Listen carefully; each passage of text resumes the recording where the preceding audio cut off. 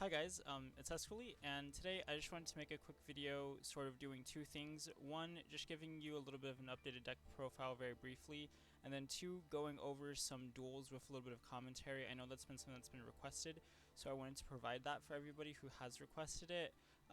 So very briefly, before I begin, I just want to thank everyone as well who's been watching my videos, both the Demise Ruin video against Rockets and then the deck profile. I appreciate everybody who's left a comment, everybody who's left feedback, everybody who's provided ideas for how to improve the deck.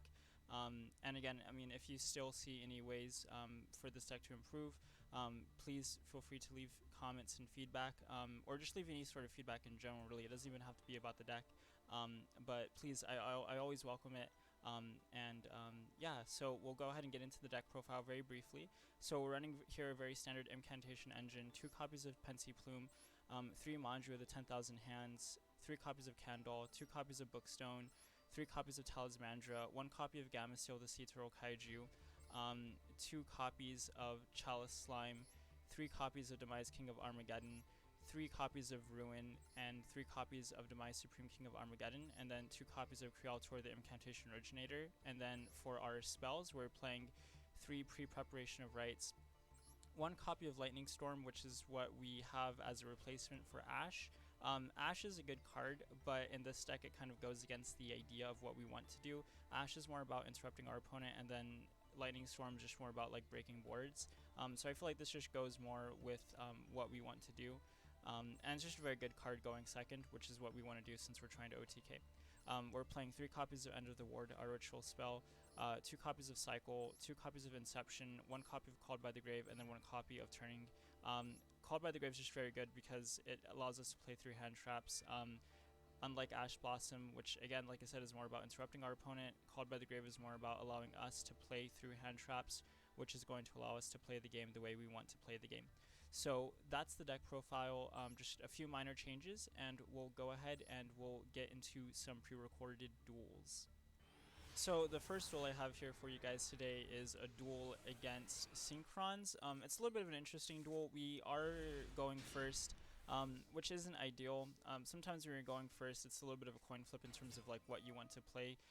But in this situation, what we're actually going to do, because we have a Kaiju in hand, we're just going to activate Manju, and we're going to go ahead and get out Demise on the field. We don't really have a way to ritual summon other than Turning of the Ward, but with the Kaiju in hand, it gives me some confidence that whatever our opponent builds up in their second, in turn 2, we're going to be able to go ahead and deal with. So we're a little bit patient for now, waiting for our opponent to go through their plays. We don't have any interaction. There's nothing we could really do.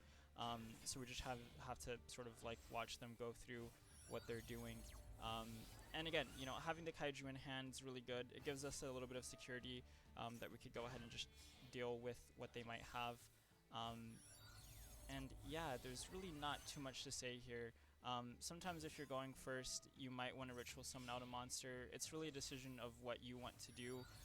You might be wasting resources, you might not be wasting resources. You really have to play it by ear.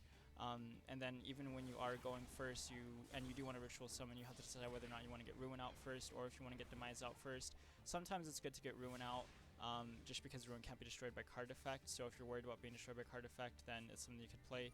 Here we draw a Lightning Storm, which isn't really a bad card in this situation, but because it doesn't really help us extend into any other plays, it doesn't really do much for us other than clearing our opponent's board, which is good, but we're not really able to do much off of that. So we're just going to go ahead and play, or rather set, Turning of the Ward, which is our quick play ritual spell, and then allow our opponent to go ahead and build up another board. Now, the reason why we're having Turning of the Ward here as a quick play spell set is so that way if our opponent is in a position where they can go for lethal, we could just go ahead and quick play ritual summon out a monster from our hand, and put something down on the board to prevent us from getting killed in this turn. And that's pretty much exactly what we do here. Now, I think I misplayed here. I think I played Turning a little bit too early. I was afraid of my opponent pulling out something like Warlord Dragon, which I'm not even sure my opponent was even going to be able to Synchro summon out.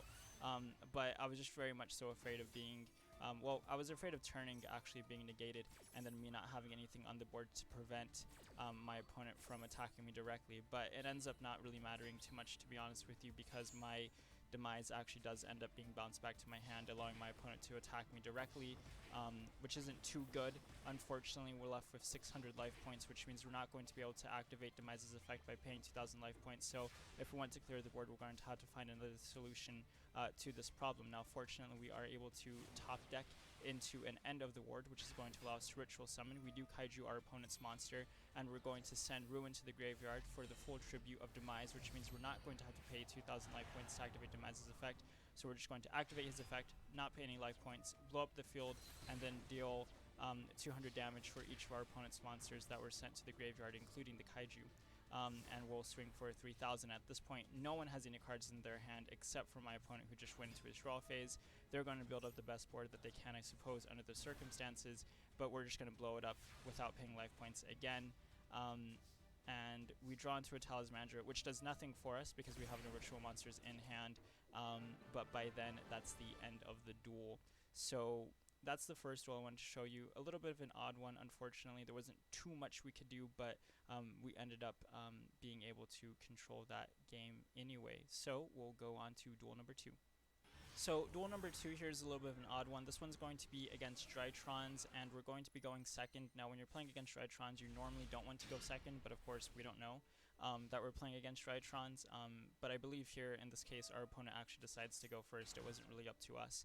But it doesn't really matter because we have kaiju, we have a kaiju in our hand. So when our opponent ritual summons Herald of Ultimateness, we're going to be able to go ahead and kaiju that monster. So we're not really too afraid of it. And this actually is a very good hand. I mean, we do have Shaddoll in our hand, which is going to have interaction with End of the Ward, which is a ritual spell. And we do have Manju of the 10,000 Hands in our hand as well. So we'll be able to normal summon him in our next turn, which is going to be turn 2. Our opponent passes, goes into our turn 2. Now we have pre-preparation of rights and Manju of the 10,000 Hands. I make a little bit of a mess play here by going ahead and playing pre-preparation of rights, which does get hand trapped. Now, what you normally want to do is, if you do have pre-preparation of rights in your hand and you do have Manju in your hand as well, you want to play Manju first. Manju is just going to give you 1 card. Pre-preparation of rights is going to give you 2 cards from your deck. Obviously, 2 is better than 1, so if there's 1 card that you want to get hand trapped or negated, you probably want to get Manju negated first and then play pre-preparation of rights. In this case, it doesn't really matter though anyway, because both of them get negated, but we are able to have Shaddoll's effect go off, and we're able to ritual summon using Ruin. And so what we're going to do here is we're just going to attack into the kaiju. We're going to activate Ruin's effect, which is going to allow us to burn our opponent for the damage of the destroyed monster, or the attack of the destroyed monster, which is 2,200. So we're going to go ahead and go into turn 3, and at this point our opponent more or less surrenders. There's really, I suppose, there wasn't too much that they could have done in that situation. So hopefully that duel sort of demonstrated the power of the kaiju to be able to get over a card like Herald of Ultimateness. And any card your opponent has that's problematic, the kaiju is just extremely good to deal with those sort of issues. So now we'll go on to duel number 3. So here we go into duel number 3. This duel is against Shaddoll Invoked deck, and we have to go first. And again, this isn't ideal. We don't want to go first. And I actually, in this situation, I actually do decide I want to go ahead and ritual summon out and have something on the board. Don't ask me why. It was a kind of arbitrary choice. Again, sometimes when you're doing when you're playing this deck and you do have to go first, it's a little bit of a coin flip, and then even then you have to decide what you want to get out on the field. Do you want to get Ruin out on the field, which is going to give you protection against being destroyed by card effect, or do you want to get Demise on the field, which is going to give you protection from being destroyed against by battle? You don't really know what your opponent's playing, so you kind of have to guess. Most of the time, I decide to actually go for a Ruin, just because I feel like most cards in Yu-Gi-Oh right now are trying to get over you by destroying you by card effect, rather than destroying you by battle.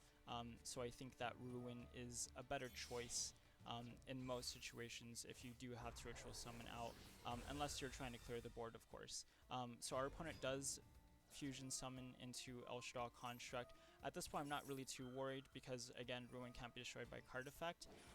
So she's not going to be destroyed by Shaddoll Construct's effect when Shaddoll Construct goes into battle, and right now Shaddoll Construct isn't high enough damage to actually destroy Ruin, but unfortunately our opponent does buff El Shaddoll construct slightly, which is able to go over Ruin, which is rather unfortunate. I think my opponent misplays here by buffing El Shaddoll construct again unnecessarily, but it is what it is, and we'll go ahead and we'll draw, and unfortunately we're bricking here. We draw into another Ruin Supreme King. There's not much we could do with it. There's no interaction in our hand with Incantation Chalice Slime, so we just have to pass turn, and then our opponent effectively sets one, goes into battle, and then passes turn as well. So, going into turn 5, we draw again, and finally we're able to do something. We have Incantation Talismandra. We'll activate Incantation Talismandra's effect, reveal one ritual monster. Unfortunately, Talismandra does get hand trapped, so the effect becomes negated, which is unfortunate, but it doesn't matter. We do have Chalice Slime in our hand, so we're just going to be able to activate Chalice Slime, and we'll send Ruin to the graveyard just so that way we could actually go ahead and keep Incantation Talismandra in our hand, so we could use Incantation Inception to ritual summon out for Demise, and then we'll activate Demise's effect, pay 2,000 life points to blow up the field, which is going to allow us to get over that El Shaddoll construct. Unfortunately here, Demise does get sent into defense position, so we're not able to attack directly for 2,400. But it doesn't really matter. Our opponent goes into their end phase very quickly, and it's our next turn. So here we're going to activate Incantation Inception, and right now a lot of this is sort of like thinking about how I could set myself up for this next turn, and how I could ritual summon, which is why we actually end up getting Incantation Inception back from the graveyard, and putting it in the graveyard, because both Incantation Inception and Cycle of the Ward, which is what we're using to ritual summon right here, both have interactions in the graveyard. So knowing that we can't go for lethal in this turn, since we're only going to be attacking once for 2,900 and attacking once for 2,400, we can't get lethal. We want to set ourselves up for the next turn, and both Cycle and Incantation Inception have effects when they're in the graveyard. Cycle is going to allow you to go ahead in your next main phase 1, is going to allow you to go ahead and send Cycle back into your deck, shuffling it into your deck, and then getting one End of the Ward from your deck into your hand, which is what we do here. We activate its effect, get an End of the Ward, which is going to get us some more resources. Our opponent just normal summons one Dogmatica card, we blow up the field, and then our opponent surrenders, and that's the duel. So a pretty interesting duel there, and yeah, we'll go on to the 4th and final duel for today. So the 4th and final duel I want to show you guys today is actually what is relatively a classic Demise OTK, in the sense of this is what our deck wants to do, right? We want to OTK, and when you're OTKing with this deck, there's 5 cards that you want in your hand. So you want 3 ritual monsters. One of them is going to be a level 10 ritual monster. One of them is going to be Ruin Supreme Queen of Oblivion, and then the other one is going to be Demise King of Armageddon. And then you want 2 ritual spell cards in your hand. It doesn't really matter which ritual spell cards are in your hand.